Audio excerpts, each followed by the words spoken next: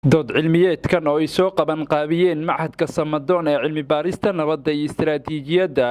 oo lagu qabtay xarunta machadka ayaa waxaa ka soo qayb galay culamaa u diin, aqoon-yahano iyo bulshada noocyadeeda kala duwan. dood cilmiyeedka oo ku saabsanaa xal u helidda takoorka iyo naceebka bulshada dhexdeeda ah, iyadoo khubarada dooda daadihinayay ay si qoto dheer u falanqeeyeen dhibaataynta ku salaysan naceebka, takooridda iyo saameynta xun uu ku yeelan karo isdhexgalka bulshada Soomaaliyeed, hababka uu ku imaan karo iyo qaababka loo xalin karo diin ahaan, dhaqan ahaan iyo sharci ahaanba, iyadoo si gooniya xoogga loo saaray dhacdadii foosha xumeyd ee dhowaan magaalada Muqdisho loogu dilay Allaha u naxariistay marxuum Axmed Mukhtaar Saalax Axmed Dowlo oo loo aaneeyay sababo la xiriira faquuqa guurka. qofka aad guursanaysaan qof aad diin iyo akhlaaq ku qaadataan ha noqdo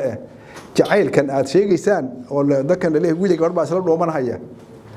noolaha oo dhan shahwo waa leeyahay mukulaasha oo isku cayrsata waad aragteen shahwo inay dadka wada lama rabo ee aqliga Ilaahay uu nasiyay inuu shaqeeyaa la rabaa haddaan guurkan qaraabanimo iyo dad isjeclaan haya iyo wanaag haddaan son ka imanaynin wax faa'iido u keenaya ma jiro waa hebel oo waa in hebel in loo fogeeyana la aqli wala diin كلجين من آدم وآدم من تراب كنمد لا فضل على عرب ولا عجم ولا واحد هل قفان هل أبي هو يعني وضع عليه حد لقوا قيلنا يوردن إني تهي حد قلبي النوع عسى إن لو عمباريو لو لا دورو قفت الجستنا أقابل صاروا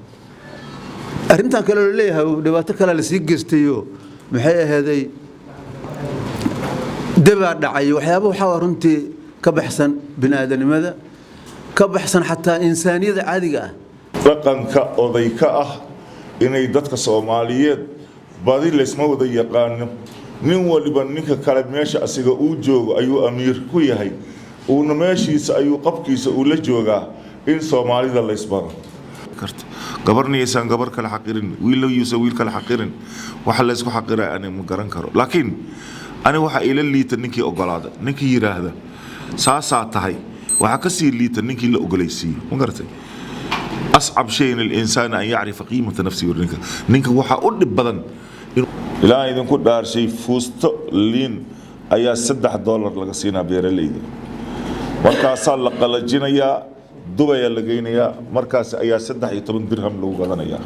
على كيلو يا ميانا discrimination أهين يا dadku waxay arkayaan gabar iyo wiil isu diidi kaliya laakiin discrimination ka waa inuu ka baxa marka uu horeyso discrimination of social justice maartay oo meesha uu ka maqan tahay qaar kamid ah ka soo qayb galayaasha dooda oo madasha ka hadlay qabiilka iyo mudabta koorka iyo dad baa laga tiri badan yahay ayadan marxalad bidaayi ka soo bilaabatay waxa loo baahay inaan gacnaha isqabsano oo tirtirno Soomaali qabiil ka badan ma jiro qabiil mataqaana ka xoog badan iyo mid ka tira badan midna ma jiro waxa la soo gaaray jareer ilmahan dhalna qaar waa timi adigiin qaar waa timi jilicsan kala sooca marka qaar ma waxaan leeyahay jareer ta qaarna jilicata ma leeyahay timaha waa wax Ilaahay dhaliyay runta hadii la rabo dabtako ama maarka isiris takoorka ah ee Soomaalidu hore ugu dhaqmi jirtay anigu waxaan ka qabaa inay baaba tahay hadda aragtidayda gabdhaha hadda waa la isku diidaa oo laba nin oo isla dhalatay ayaa isku diida oo maana ilma adeer ah ayaa isku diida mararka qaar xiisa adag tagta Soomaalidana dhaqankeeda ay weligeed ba ahayd laakiin hadda sida oo loo dhigayo ama meediyaha u dhigayo ama bulshadu inta badan u dhigayso hadda Soomaalidu inta badan xalka waxay u aaday diinta ayay si fiican u baratay gabdho badan oo hadda la yiraahdo gabdhahaas waa jareera waxa laga yaabaa anigu intaan ka aqaano rag baa qaba rag badan oo jareer ah oo madax iyo majabalane gabdho badan oo hadda jileeca ay qabaan marka arintaas anigu waxaan u arkaa arin aad loo si karkarinayo laakiin sida saxda aysan u soconin si loogu gudbo faquuqa iyo midab takoorka oo hadda yaani waxa dhacay oo kale in laga gudbo waxaasna waxa sal u ah 4.5 dawladda dhinaca ku dhisan madaxweynaha lagu soo doortay baarlamaanka lagu soo doortay marka in sharciga lagu daro sharci oo xadidaya sida hadda gudniinka fircooniga. gabagabadii madasha waxaa goobta ka hadlay agaasimaha macadka Samadoon Dr. Aweys Sheekh Axmed isagoona u mahad celiyay ka soo qaybgalayaasha dooda ayaa ballan qaaday in doodaha waxtarka u leh bulshada ay sii wadi doonaan. mar labaad iyo mar saddexaad waxaan rabaa inaan u mahad celiyo runtii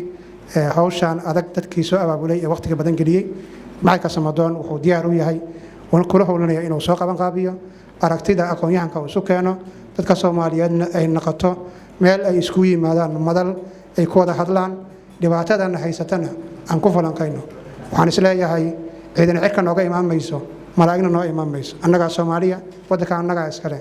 annaga nooga baahan inaan xal ka keenno xalkana wuxuu ku imaan karaa inaan wada hadalno waxaan naga khaldan aan isku sheegno san ku hagaajin lahayna aan isu dirmaano. Cabdullaahi Maxamed warbaahinta dowlad goboleedka Soomaaliyeed ee Jubbaland magaalada Muqdisho.